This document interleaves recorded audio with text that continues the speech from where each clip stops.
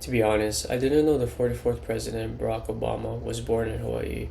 I don't know about you, but for me, I believe this is such a cool fact. That right there is one of the many fascinating things about Hawaii. In today's speech, I'll be sharing with you three aspects about the eight beautiful islands of Hawaii. I, myself, was born and raised in Hawaii, and not so many people can say they were born from there. Being able to learn about the islands by physically living there, as well as doing extra learning in high school and grade school, is a great gift and blessing.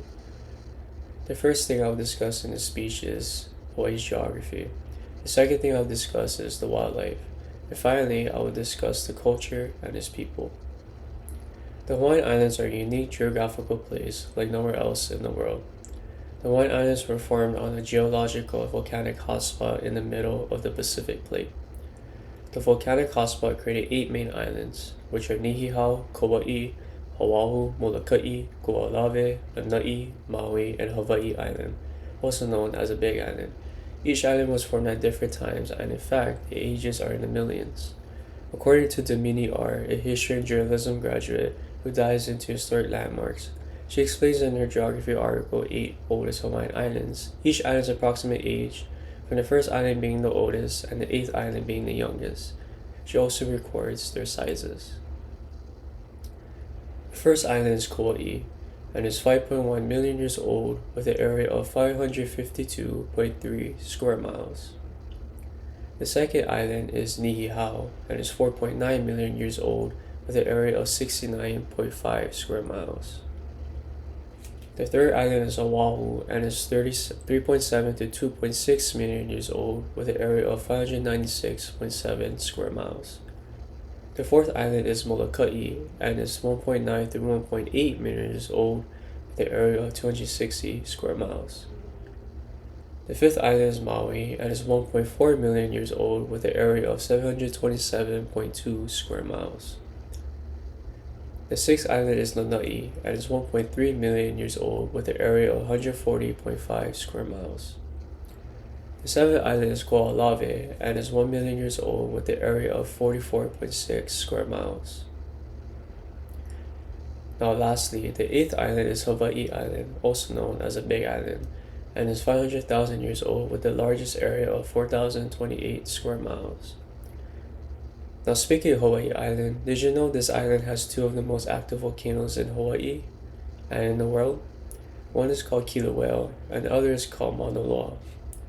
Now just to give you guys an insight into how active these volcanoes are, according to the USGS, the US Geological Survey, Kilauea had 34 eruptions this year, with the most recent being October 1st, and expected to erupt again between October 17th and 21st.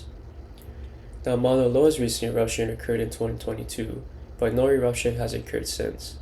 However, Hawaii Island experienced an eruption from Mauna Loa in 2018, and according to the National Park of Hawaii, from May through August, it destroyed 700 homes, and the island experienced a 6.9 magnitude earthquake on May 4th. As you can see, the Hawaiian Islands have fascinating geography, with the addition of their two most active volcanoes in the world. Now, another aspect I'll discuss next that makes up Hawaii is its beautiful wildlife. The Hawaiian Islands are home to a wide variety of wildlife species. In fact, over 90% of Hawaii's native plants and animals can't be found nowhere else in the world. The Hawaiian Islands are home to over 26,608 species, according to a survey in 2014 from the Hawaii Biological Survey. Of the 26,608 species, 10,500 species are endemic, meaning they are found nowhere else on Earth. There are also 5,000 non-native species, which is a total of 11,000 native species that are not endemic. According to the Department of Land and Natural Resources for the state of Hawaii, the well-known endemic species that are often seen and found in Hawaii are the Hawaiian monk seal, Hawaiian goose, also known as a nene, Hawaiian hoary bat, Hawaiian hawk, the hawksbill sea turtle, freshwater gobies called oopu, and a bird species called iiwi. Now, a species that can be found in the waters of the Hawaiian Islands is the humuhumu nukunuku ahupua'a, also known as the pig-snouted triggerfish. Now, I know that sounds very confusing and is very hard to pronounce, especially if you've never heard the fish before. But in general, this fish is a state fish for Hawaii. Now, the wildlife in the Hawaiian Islands thrives in forests. Likewise, another aspect thrives in ship's Hawaii, and that is its culture. The Hawaiian Islands share a rich history with humans. Hawaii has a rich culture from the first people to settle in the Hawaiian Islands to immigrants who arrived in Hawaii to work in the plantation fields. The first people to arrive in Hawaii were the Polynesians.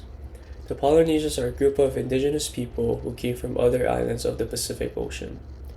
As they adapted and settled in Hawaii, they were then called Native Hawaiians. The first Hawaiians practiced culture practices that are still seen in the present day. Hula was one of the many aspects of Hawaiian culture. It is a form of traditional Hawaiian dance where dancers use specific hip, arm, and hand movements to convey natural elements like plants, animals, the oceans, and the mountains. There are two types of hula. The first one is called hula kahiku, which is the more ancient style of hula.